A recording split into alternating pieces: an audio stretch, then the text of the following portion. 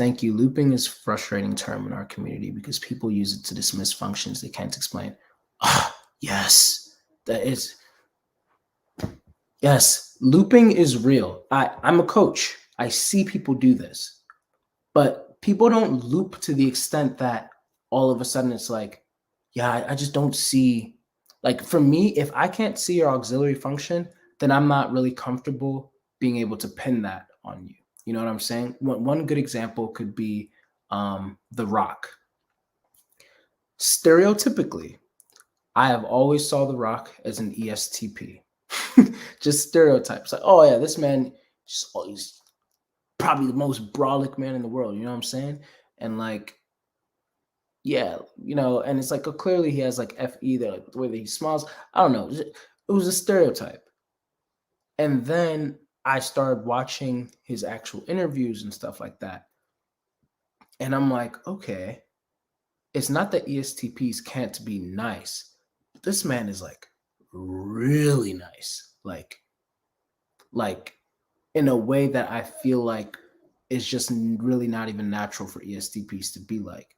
Like he seems to have like a very strong FE dominant function there. So it's like, okay. So of course, by nature, one could start to assume like, okay, maybe he's an ENFJ because he has to have SE, right? He has to have SE, like he's so strong and stuff like that. And he could be, but I'm uncomfortable saying that The Rock is an ENFJ yet because I don't see NI. I don't see NI from if you guys can link me to something, go ahead and do that. But to me, I don't really like that whole idea of like, yeah, well, I'm seeing FESE, so he's just looping. And guys, that auxiliary function is still always going to show itself and not in like a small, minute way. It's still going to be there. It's just that the looping is it's gonna cover it. But if you can't see that auxiliary like at all, then I feel like there's another thing there. If anything, I could actually see ESFJ for him when I listen to him and everything like that at times because he said that one of the biggest reasons why he got into wrestling was because of his father.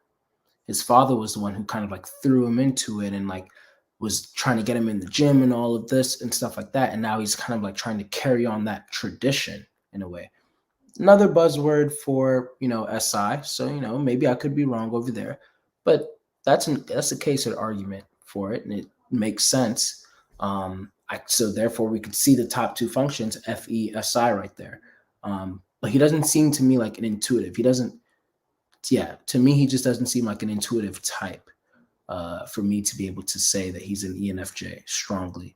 And I just think that's something also that's like, yeah, he might be. Sure, he's looping, but like we're not about to like do that. So I don't know.